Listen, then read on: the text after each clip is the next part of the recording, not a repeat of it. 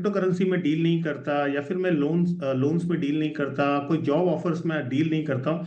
तो ये particular type के स्कैम्स हो रहे थे। But now the fraudsters have become more alert, and they are also understanding that the database which is available through various channels, आपके banks हो गए, इंस्टीट्यूशंस हो गए।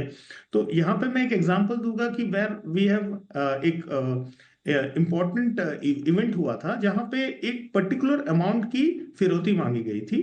So it was not possible that somebody can call for a I'm just giving an example, a 6 crore 27 lakh rupees. So it can be a round figure always. So please understand, ये जो importance होती है, तो कहीं ना कहीं data जो leakage होती है, आप जो फाइनेंशियल कंसल्टेंट्स के पास जाते हैं, या फिर आप बैंक से यूज करते हैं, या फिर आप अपनी जो रोजमर्रा की मोबाइल फोन्स में जो एप्स डाउनलोड करते हैं, we have to be very careful on it.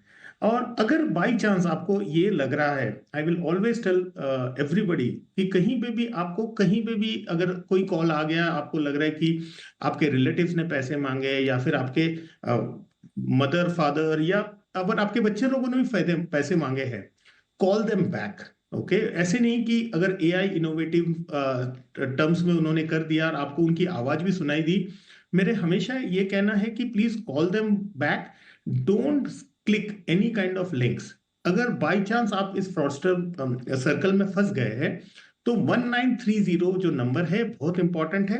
But ये इंपॉर्टेंस है कि आप within 15 minutes to 20 minutes आप उसको कॉल करें, ताकि जो अमाउंट ट्रांसफर हुआ है वो कहीं ना कहीं फ्रीज हो सके। और तीसरा इंपॉर्टेंट है कि you have to complain to the local police authorities and give the number. So कहीं पे भी अगर आपको लग रहा है कि आप डिजिटली फ्रॉड हो चुके हैं, तो ये जो नंबर।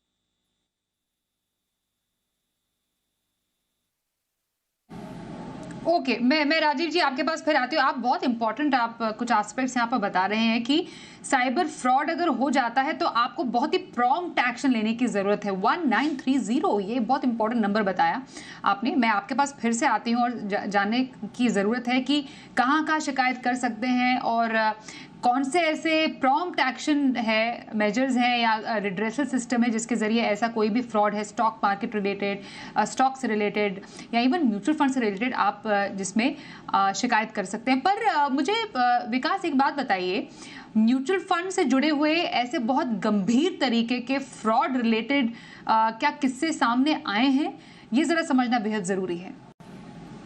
म्यूचुअल फंड में मुझे नहीं लगता इतना कोई फ्रॉड हुआ है, बिकॉज एक तो मल्टी लेयर इनके सिक्योरिटीज होती हैं और बहुत ज्यादा फिल्टर्स होते हैं म्यूचुअल फंड में। एक ही केस में हो सकता है कि जैसे मान लीजिए, क्योंकि क्या होता है कि B2C में जहां पे डायरेक्टली कस्टमर ने खुद से कोई सी भी unknown app, unregistered app download कर ली और डायरेक्टली वो डील कर रहे हैं और उसमें उनकी बैंक डिटेल्स है, वहां फ्रॉड के चांसेस ज्यादा है। अब जनरली म्यूचुअल फंड्स में कैम्स है, कार्वी है, आपका म्यूचुअल फंड हाउस है, आपका बैंक है, ये सब इन सिंक होते हैं। जैसे आप कोई भी परचेज करते हैं तो उसको वेरीफाई किया जाता है ट्रांजैक्शन को। तो म्यूचुअल फंड में उतने फ्रॉड के केसेस नहीं आते हैं, बिकॉज वहां मल्टी लेयर फिल्टर्स हैं।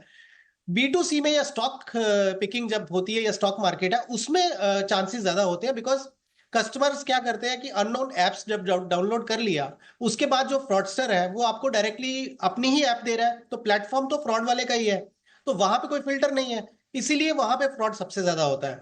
तो और दूसरा क्या है कि स्वाति, अननोन अनरजिस्टर्ड जो इवन म्यूचुअल फंड के भी प्लेटफॉर्म्स होते हैं वो भी यूज नहीं करने चाहिए।